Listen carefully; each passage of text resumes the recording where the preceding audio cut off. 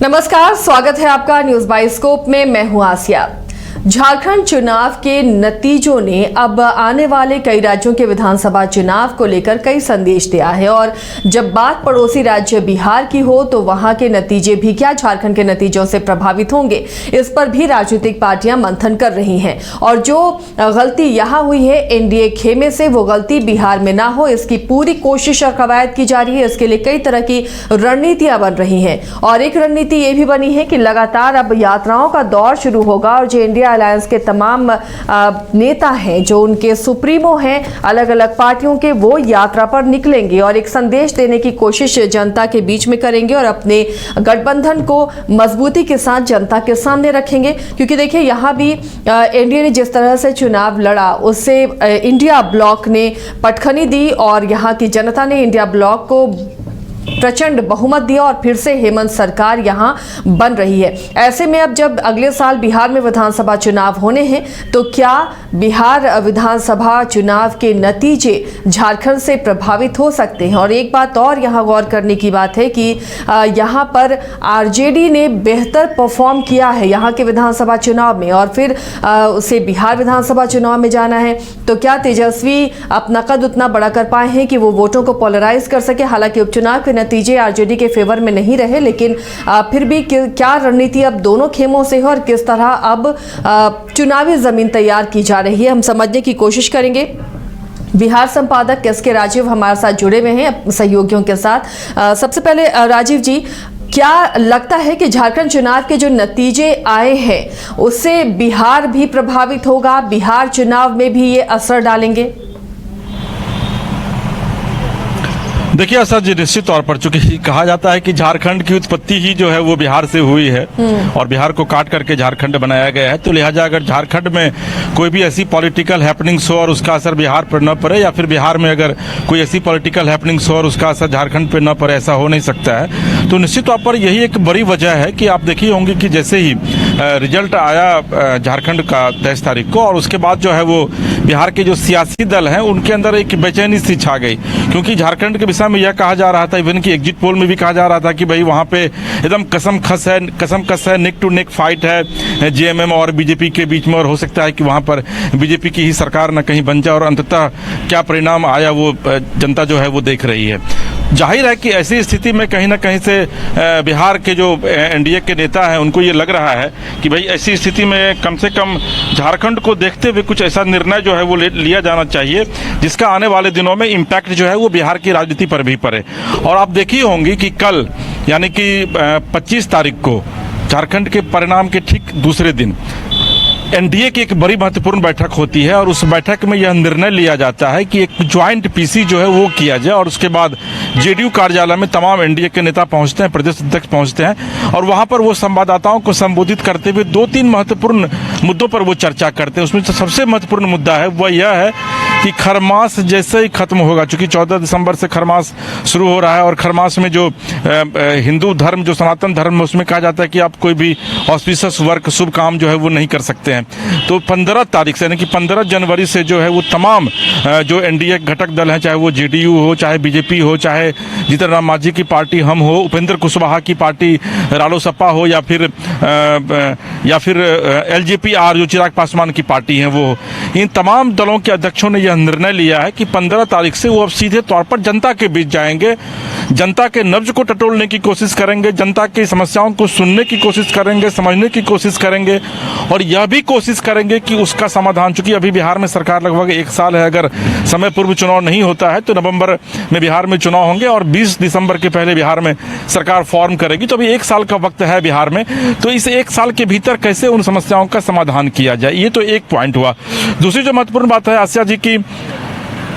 1990 से लेकर के जो 2005 का दौर था लालू प्रसाद यादव और राबड़ी देवी के शासनकाल का, दरअसल में जो आज की युवा पीढ़ी है, जो नए मतदाता हुए हैं, उनको इसके विषय में पता नहीं है। तो एनडीए ने अब ये तय किया है कि भाई नीतीश कुमार को विधिवत नायक के रूप में प्रस्तुत करते हुए 1990 से 2005 तक का जो फिल्म है एक बनाया जाएगा। उसमें लालू प्रसाद यादव, राबड़ी देवी, को खलनायक के रूप में चित्रित किया जाएगा और दिखाया जाएगा कि किस तरीके से नीतीश कुमार नायक के तौर पर 2005 में आते हैं और फिर पूरे बिहार की छवि जो है वो अचानक से बदल जाती है और उसके बाद से 18 साल से लगातार बिहार में शासन कर रहे हैं। इसके अलावा तीसरी एक और महत्वपूर्ण बात है, वह यह है कि दिसंबर में, हालांकि अभी तय नहीं हुआ है कि वो कब मुख्यमंत्री निकलेंगे, लेकिन दिसंबर में नीतीश कुमार एक यात्रा पर निकल रहे हैं और वो महिला संवाद यात्रा उसका नाम रखा गया है। दरअसल में महिलाओं को लेकर के आपको पता है आसिया जी कि नीतीश कुमार की अपनी एक स्ट्रेटेजी रही है। 35% आरक्षण बिहार में देने वाला देश का सबसे पहला राज्य बना। बिहार में अभी जो पुलिसिंग की जो व्यवस्था है, जो पुलिस में बहाली हुई है, उसमें 35% आरक्षण दिया गया, पंचायत में 30% आरक्षण दिया गया। तो महिलाओं के बीच नीतीश कुमार अब जाएंगे और महिला से के साथ जाकर संवाद करेंगे। झारखंड इलेक्शन से भी जोड़कर देखिए यहाँ पर भी जो हेमंत सोरेन सरकार की सफलता दोबारा मिली है, तो कहा जा रहा है कहीं ना कहीं मैया सम्मान योजना का बड़ा हाथ इसमें है, इसलिए महिलाओं की भागीदारी भी काफी ज्यादा मतदान के दिन भी दिखी है और इस परिणाम में भी नजर आ रही है। तो क्या अब झारखंड से सबक लेते हुए महिलाओं को साधने की कोशिश होगी और इसलिए नीतीश की ये यात्रा उससे जोड़कर भी देख सकते हैं हम?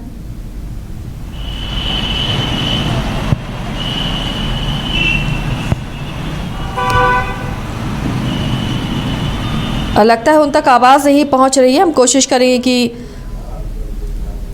संपर्क हो सके। राजीव जी, अगर आप तक आवाज पहुंच रही है तो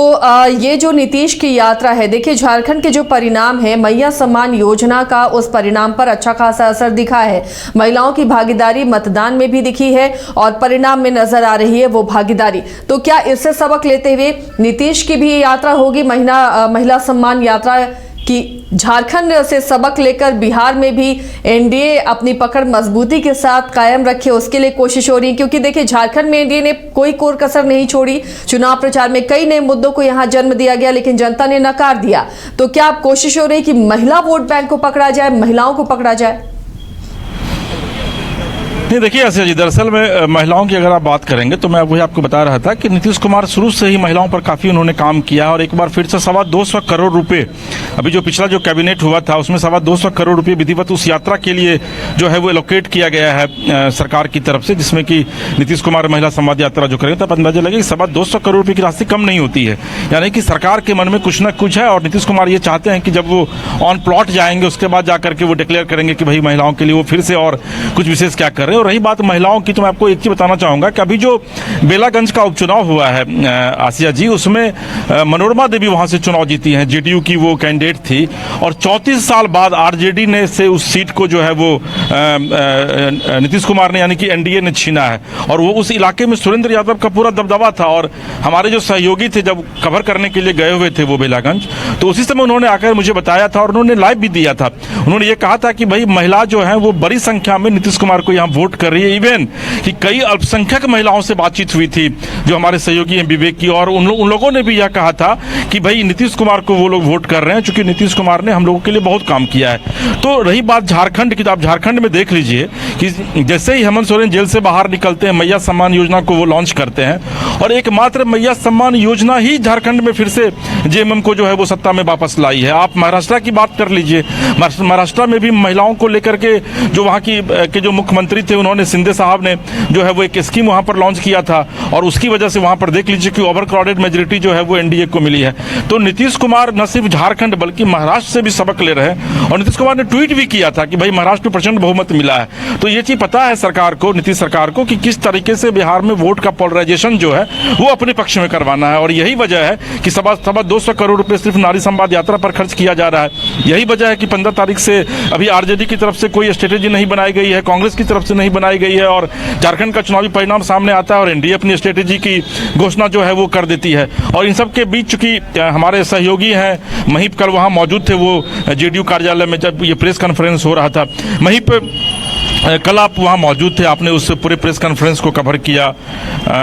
आपको क्या लगता है कि क्या वाकई में झारखंड में जो चुनावी परिणाम सामने आए हैं उस परिणाम को, क्योंकि वहाँ भी बीजेपी को लग रहा था कि भाई हम यहाँ चुनाव जीत रहे हैं, तो फील गुड में बीजेपी वहाँ पर थी और वो चली गई, तो क्या आपको लगता है कि बिहार एनडीए के नेता को ये लग रहा है कि फील गुड में नहीं जाना है बल्कि जनता के बीच सीधे जाना है और यही वजह है कि 15 जनवरी से ये लोग जनता के बीच जा रहे हैं? बिल्कुल राजीव जी, आपने सही कहा कि फील गुड जो जिस तरह से झारखंड में झटका लगाया, जो फील गुड में रह रहे थे, अब उससे इन्होंने सबक लिया है और अभी से यानी कि 8-9 महीने पहले से ये लोग फील्ड में जाने की पूरी तैयारी कर चुके हैं और उसका रूपरेखा जो है वह साल भर पहले से ही तैयार करके जितने भी एनडीए के घटक दल के प्रदेश अध्यक्ष थे उन्होंने एक प्रेस कॉन्फ्रेंस करके अपनी सारी स्थिति क्लियर कर दी। और सबसे बड़ा सवाल ये है कि जो महिलाएं हैं जिन्हें आधी आबादी कहा जाता है, जिस तरह से झारखंड में पूरी की पूरी स्थिति आधी आबादी ने बदल दी, पूरा जो समीकरण आ रहा था निकल के, जो सो कॉल्ड कहें कि जो रुझान आ रहे थे, उन सभी चीज़ों को धत्ता बताते हुए वापस में जो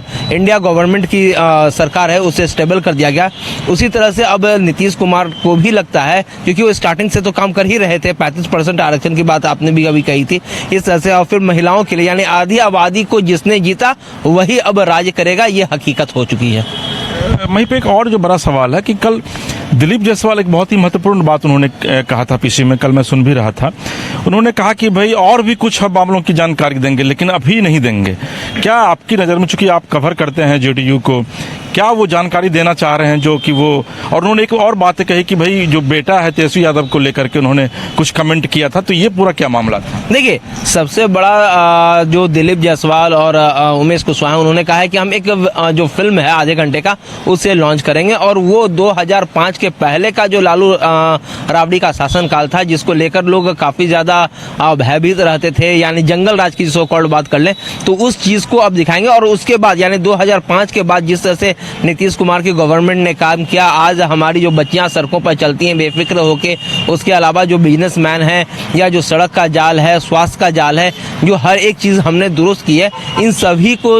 जो है वो फिल्मलाइज करके जो है हम जनता के सामने हर एक प्रखंड बूथ स्तर पर इसे प्रदर्शित करेंगे। साथ ही उन्होंने कहा कि उस समय यानी कि 2005 के पहले लोग घर से निकलने में भी काफ़ी डर लगता था कि, और उनके परिवार वाले हमेशा डरे रहते थे कि इनके फैमिली वाले कितनी देर में घर आएंगे, तो उस समय काम कुछ नहीं होता था, डर का साया हमेशा बना रहता था। अब ये चीज़ें नहीं है, लोग रात में भी घूमते हैं और बड़े आराम से घूमते हैं। तो विकास की जो तस्वीर है, महिला आरक्षण की जो तस्वीर है, चाहे वो लड़कियों के स्कूल में पढ़ने का बात हो, पोशाक की बात हो, साइकिल की बात हो, मिड डे मील की बात हो, इस तरह से जो नीतीश गवर्नमेंट ने काम किया है उसको लेकर उन्होंने कहा कि हर एक चीज़ को एक फिल्म के माध्यम से हम अब इसको प्रेजेंट करेंगे। यानी कि विकास की जो एक बयार बिहार में बही नीतीश कुमार के शासनकाल में, जैसा एनडीए के नेता कहते हैं, तो उसको वो लोग जनता के बीच जाकर के रखेंगे और साथ में महिला वोटरों को फिर से एक बार साधने की कोशिश नीतीश कुमार करेंगे। तो क्या आपको लगता है कि नीतीश कुमार को या फिर एनडीए को ये लग रहा है कि कहीं ना कहीं से हो सकता है कि 2025 के विधानसभा चुनाव में एक चूक हो जाए या फिर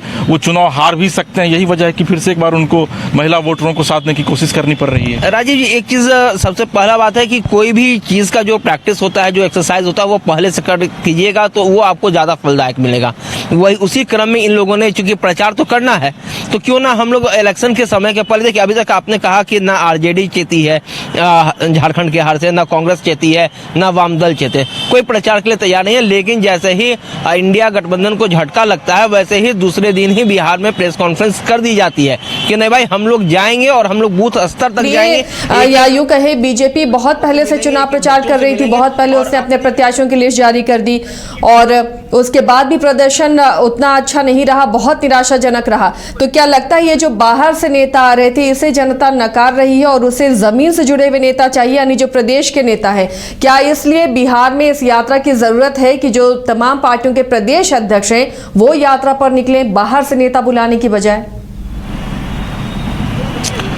नहीं, देखिए एक चीज़ तो तय है आसिया कि अगर आप बोरोड प्लेयर के भरोसे मैच जीतने की कोशिश करेंगे तो हो सकता है कि आप मैच हार जाएं। झारखंड में बीजेपी ने कुछ ऐसा ही किया था, बोरोड पे लोकल प्लेयर को, लोकल जो लीडर्स हैं उनको लोगों ने उतना वेटेज नहीं दिया जितना कि वो शिवराज सिंह चौहान और हिमंता बिस्वा शर्मा के भरोसे वो लोग रहे। और एक तो महत्वपूर्ण बात तो ये है, दूसरी महत्वपूर्ण बात ये है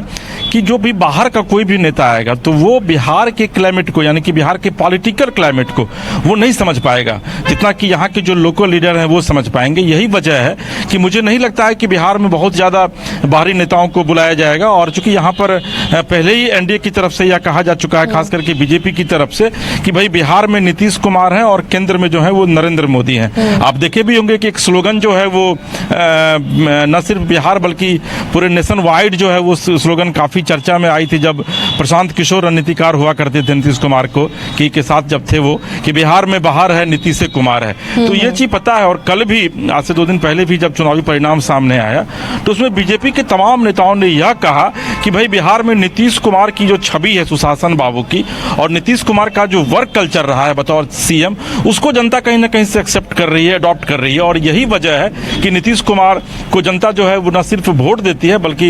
नीतीश कुमार के नाम पर जो है वो 100% स्ट्राइक रेट बिहार में रहा है। उपचुनाव में 4 सीटें जीती है। तो मुझे नहीं लगता है कि झारखंड की तरफ पर बिहार में बाहरी नेताओं को बुलाया जाएगा, चूंकि नीतीश कुमार के काम करने का अपना स्टाइल है। और नरेंद्र मोदी चूंकि सर्वमान्य नेता है देश के, वो प्रधानमंत्री हैं, एनडीए के बड़े चेहरे हैं, तो वो तो आएंगे ही। लेकिन जिस तरीके से झारखंड में हेमंता बिस्वा शर्मा, शिवराज सिंह चौहान और भी अन्य नेताओं को वहां बुलाया गया था, मुझे नहीं लगता है कि बिहार में उसकी कोई आवश्यकता है। और यही वजह है कि नीतीश कुमार जो है वो दिसंबर के फर्स्ट वीक में जनता के बीच जा रहे हैं, महिलाओं के बीच जा रहे हैं। फिर जनवरी के सेकेंड वीक से जो है वो एनडीए के तमाम नेता जनता के बीच जा रहे हैं, क्योंकि उनको ये चीज़ पता है कि वो जाकर के जिस तरीके से लोकल भाषा में बात करके वहाँ की जनता के नब्ज को टटोल पाएंगे, वहाँ की लोकल समस्याओं को सुन पाएंगे, वो बाहर का कोई नेता आकर के नहीं सुन सकता। अब देखिए, अभी आपके यहाँ हेमंता बिस्वा शर्मा जब आए हुए थे तो वो शुद्ध हिंदी भी नहीं बोल पा रहे थे। उन्होंने, मैं कई बार सुना था उनके स्पीच को जब आप लोग चला रही थी वहाँ पर, कि उन्होंने खुद भी कहा कि भाई मुझे शुद्ध हिंदी बोलने नहीं आती है, लेकिन आप इसको जिता दो, ये कर दो। तो कम से कम यहाँ के साथ ये चीज़ नहीं होगी। यहाँ जो भी लीडर है, और यही एनडीए की पॉलिसी भी है कि भाई एनडीए के नेता जो है वो सीधे जनता के बीच जाएंगे और अपनी भाषा में, चूंकि बिहार में आपको ये पता है कि हर एक 3 किलोमीटर पर जो है वो आसियाजी भाषा चेंज हो जाती है। तो बिहार में कई तरह की भाषा है। अब मैं बिलोंग करता हूँ मिथिलांचल से, तो मैथिली मेरी बहुत ही अच्छी है। तो मैं अगर मैथिली में जितने अच्छे तरीके से लोगों को कन्विंस कर पाऊंगा, वहीं दूसरे लोग उतनी अच्छी तरीके से मिथिलांचल में जाएंगे तो वो कन्विंस नहीं कर पाएंगे। तो बिहार के नेता इन चीज़ों को समझते हैं। दूसरी दूसरा जो आपका महत्वपूर्ण सवाल था महिलाओं को लेकर के, तो देखिए हमारे साथ विवेक हैं, हम विवेक की जुबानी आपको सुनवाते हैं कि वाकई में बिहार में इस उपचुनाव में जो 100% जो स्ट्राइक रेट रहा इस चुनाव में एनडीए का, उसके पीछे की जो सबसे बड़ी वजह थी वो महिलाएं थी। और मैं आपको एक चीज़ और बताऊंगा आसिया कि ये जो कहा जाता है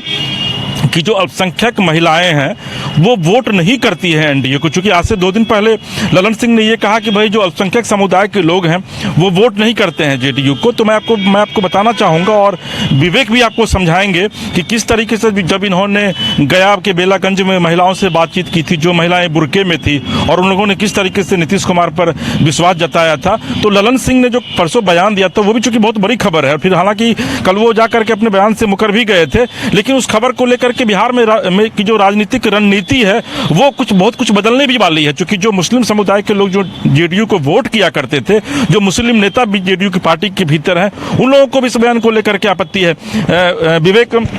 आप बेलागंज गए हुए थे चुनाव में, और आपने मुझे आकर बताया था कि सर वहाँ पर जब मैं मुस्लिम महिलाओं से जब मैंने बातचीत की, बुरके में वो लोग थी अलग अलग मतदान केंद्रों पर, तो उन लोगों ने नीतीश कुमार के प्रति आस्था जताई। आपको लगता है कि नीतीश कुमार जो अगले हफ्ते से यानी कि दिसंबर के फर्स्ट वीक से जो वो महिला संवाद यात्रा पर जा रहे हैं, या फिर उन्होंने इसके पहले जो महिलाओं के लिए काम किया, ये उसी का इम्पैक्ट है? और आने वाले दिनों में क्या महिला संवाद यात्रा करने के बाद इसमें और ज़्यादा बढ़ोतरी होने की संभावना है? जी बिल्कुल,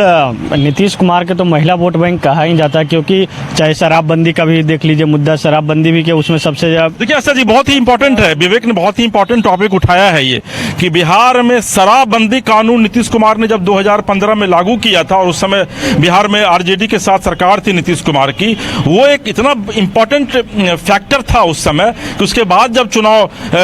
उसके बाद जो भी उपचुनाव हुए थे उसमें बीजेपी को करारी शिकस्त का सामना करना पड़ा था। और उस समय और उसके बाद से महिलाओं का जो विश्वास है वो और ज्यादा नीतीश कुमार के प्रति बढ़ गया, क्योंकि ये चीज कोई भी जो महिलाएं वो कभी नहीं चाहती हैं कि उसका जो पति है वो शराब पी करके आए, हुड़दंग करे, नाटक करे, मारपीट करे उसके साथ। तो ये एक बहुत ही बड़ा काम और ऐतिहासिक काम किया था नीतीश कुमार ने। हालांकि बाद में आरजेडी ने विरोध भी किया, जब वो सत्ता से आरजेडी अलग हो गई थी, तो और कहा कि नहीं भाई, जब बिहार में उनकी सरकार आएगी तो शराबबंदी कानून को वो डेमोलिश करेंगे और फिर से उसको वो लागू करेंगे। जी विवेक, बताइए आप अपनी बात। हाँ, शराबबंदी का सबसे बड़ा इम्पैक्ट बिहार की महिलाओं को मिला, खासकर जो गरीब तबके की महिलाएं हैं जिनके पति 2000-3000 का जो एक जो मजदूर जो काम करते हैं उस तरीके से काम करते थे, वो घर आते थे तो शराब पी कर आते थे, और जिसके वजह से उनको जो घर परिवार हो चलाने में दिक्कत होती थी। ऐसे में अब उन लोग खुशी हैं। और इसके साथ साथ खासकर मुस्लिम महिलाओं की बात कर लिया है तो बेलागंज क्षेत्र हो, चाहे इमामगंज जो क्षेत्र है जहाँ से दीपा मांझी चुनाव लड़ी और दीपा मांझी वहाँ से चुनाव जीती, उस क्षेत्र में भी मुस्लिम बहु इलाका है। उधर से आगे चले जाएँ तो शेरघाटी का इलाका है, तो उधर भी मुस्लिम है। तो ऐसे में मुस्लिम महिलाओं को, खासकर मुस्लिम महिला, मुस्लिम पुरुष की हम नहीं बात करेंगे कि मुस्लिम पुरुष लोग जो नीतीश कुमार को वोट देते हैं कि नहीं देते हैं, लेकिन खासकर मुस्लिम महिलाएं जो हैं उनका साफ तौर पे कहना था कि हम नीतीश कुमार ने जितना हम लोगों के लिए काम किया, वो खासकर कोई और सरकार, चाहे लालू यादव जो कहा जाता है, लालू यादव का कोर वोट बैंक है मुस्लिम, लेकिन उनका जो कुछ वोट बैंक है वो ट्रांसफ़र इधर नीतीश कुमार की तरफ हुआ है। ऐसे में नीतीश कुमार जो जिस तरीके से महिलाओं के लिए काम किया है, तो खासकर जो अब महिला संवाद यात्रा पर निकल रहे हैं तो इसका जरूर ना प्रभाव आने वाला समय में पड़ेगा। और इसके साथ साथ जीविका दीदियों, खासकर जीविका दीदियों से वो 1-to-1 मुलाकात करेंगे, और साथ ही साथ वो हर एक गांव में, हर एक जो प्रखंड वाइज जो इलाका है वहाँ जाएंगे, वहाँ से सभी जो महिलाएं हैं उनसे 1-to-1 बात करेंगे, उनकी क्या समस्या है। और ऐसे में साफ तौर पे अभी जो बिहार के महिलाओं के काफ़ी जो समस्या थी उस समस्या में तो निदान जरूर हुई है, लेकिन अभी जो स्वयं रोजगार है, स्वयं रोजगार के लिए जीविका दीदियों को हाथ में जिम्मेदारी दी गई है, और ऐसे में वो जिम्मेदारियों को भी वो पूरा कर रहे हैं। लेकिन जो शराबबंदी है, शराबबंदी पूरी तरीके से बिहार की महिलाओं के लिए एक कहा जाए तो सकारात्मक है, और नीतीश कुमार को उसके वजह से वोट भी ट्रांसफ़र हुई थी। जो कहा जाए तो उस समय 2016 में शराबबंदी हुई थी, और 16 के बाद जो शराबबंदी का जो असर है वो बिहार में देखने को मिला। आज भी आप देख लीजिए सड़क पर कुछ ही लोग हों जो शराब पीकर पड़े रहते हैं, नहीं तो हमेशा आप गली मोहल्ले में चले जाइए तो शराबी एक पड़े गिरे रहते थे, लेकिन आज वो तस्वीर नहीं देखने को मिलता है। तो ऐसे में कहीं ना कहीं जो नीतीश कुमार है अब अपने पुराने जो वोट बैंक है उस वोट बैंक के लिए महिलाओं के पास जा रहे हैं, महिलाओं से बातचीत करेंगे। देखिए, ऐसे एक बहुत ही महत्वपूर्ण बात है जो अभी विवेक बता रहे थे कि मुझे याद है 2011 में मैं भी नीतीश कुमार के साथ उस समय घूम रहा था संवाद यात्रा पे, तो उसी समय जीविका जो प्रोजेक्ट है सरकार का उसको लॉन्च किया गया था, और जीविका दीदी महिलाओं का नाम जो है उसमें जीविका दीदी रखा गया था। उसमें विधिवत महिलाओं को स्वरोजगार से जुड़ने के लिए जो है वो मोटिवेट किया जाता था, और बड़ी संख्या में मुझे याद है कि मैं एक बार सीएम के साथ गया हुआ था शिवहर के इलाके में, काफ़ी रूरल इलाका उसमें हुआ करता था 2011 में, और वहाँ भी बड़ी संख्या में महिलाएं जो है वो मौजूद थी। तो नीतीश कुमार चूंकि ये समझते हैं कि भाई जो पुरुष जो वोटर होते हैं वो चेंज हो सकते हैं, लेकिन जो महिला मतदाता है वो जल्दी चेंज नहीं होती है, और यही वजह है कि आप देखी होंगी कि नीतीश कुमार ने न सिर्फ महिला मतदाताओं को अपने पक्ष में डिफरेंट योजनाएं चलाकर करने की कोशिश की, बल्कि आने वाले दिनों में भी 225 करोड़ रुपए कैबिनेट से स्वीकृत करवा करके विधिवत वो एक बार फिर से महिला संवाद यात्रा पर निकल रहे हैं, ताकि 2025 में जो चुनाव हो उस चुनाव में महिलाएं ज्यादा से ज्यादा नीतीश कुमार को वोट कर सकें। जी, चलिए, तो यानी महिलाओं पर फोकस होगा झारखंड के नतीजों को देखते हुए। इधर विपक्षी खेमे की अगर बात करें, इंडिया अलायंस की बात करें, इंडिया गठबंधन, इंडिया फोल्डर की बात करें, तो वहां पर क्या तैयारी है? अगर अभी से एनडीए अपनी यात्राओं को लेकर एकजुटता के साथ शुरू कर रहा है, तमाम पार्टियों के प्रदेश अध्यक्ष जो एनडीए गठबंधन से जुड़े हुए हैं वो निकलेंगे यात्रा पर, तो दूसरे खेमे से क्या तैयारी है? देखिए, अभी विवेक मुझे बता रहे थे कि तेजस्वी यादव भी जो हैं वो यात्रा पर निकल रहे हैं, और अभी जस्ट ये खबर ब्रेकिंग आई है। विवेक, अभी आपने मुझे दिखाया कि भाई तेजस्वी यादव भी यात्रा पर निकल रहे हैं, क्या कुछ खबर आई है आपके पास? बिल्कुल, तेजस्वी यादव जो विधानसभा का जो शीतकालीन सत्र वो खत्म होगा उसके बाद यात्रा पर जाएंगे। अभी तक शेड्यूल नहीं किया गया कि उनकी यात्रा कहाँ से शुरुआत होगी, लेकिन जो कल विधायक दल की बैठक हुई, विधायक दल की बैठक में निर्णय लिया गया कि तेजस्वी यादव अब फिर से यात्रा पर जाएंगे, और यात्रा के जो बहाने पिछले बार जो देखा था कार्यकर्ताओं से 1-to-1 मुलाकात कर रहे थे, अब तेजस्वी यादव खुद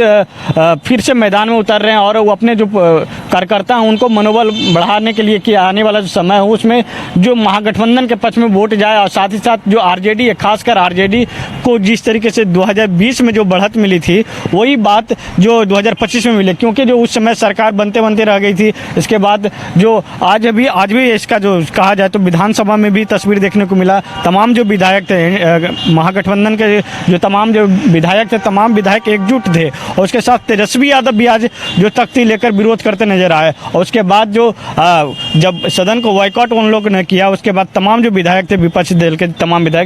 विधायक जो हैं बाहर निकल गए और तमाम एक ही साझा प्रेस कॉन्फ्रेंस करते हुए कहा कि हम लोग यात्रा पे हैं, जो यात्रा पे निकल रहे हैं, तेजस्वी यादव जहाँ जहाँ जाएंगे वहाँ हमारी कार्यकर्ता हैं एकजुट होकर रहेगी और एकजुट होकर महागठबंधन के पक्ष में वोट करेगा। लेकिन ये इस बार जो शीतकालीन सत्र है, शीतकालीन सत्र में देखिए तेजस्वी यादव पहले सेशन में भी, सेकेंड सेशन में भी बैठते हैं और अमूमन पिछले बार जब मानसून सत्र था, मानसून सत्र में वो दिखाई नहीं दिए थे तो कहीं सवाल उठाता था। लेकिन अब वो सीधे तौर पे जनता को मैसेज देने की प्रयास कर रहे हैं कि हम अब आप लोगों के साथ हैं और 2025 का जो विधानसभा चुनाव हो वो तेजस्वी यादव के नेतृत्व में और तेजस्वी यादव के यात्रा के बदले यात्रा, यानी कि अब जो है वो आपको बिहार में यात्राओं का एक दौर आपको देखने को मिलेगा। कल एनडीए ने विधिवत घोषणा की तो आज अभी विवेक बता रहे हैं कि आज आरजेडी की तरफ से भी यह कह दिया गया है कि अब तेजस्वी यादव भी दिसंबर में यात्रा पर निकल रहे हैं। हालांकि शेड्यूल जो है वो तय नहीं किया गया, लेकिन वो शेड्यूल जल्द ही तय कर दिया जाएगा। यानी कि अब बिहार में एक यात्राओं का दौर जो है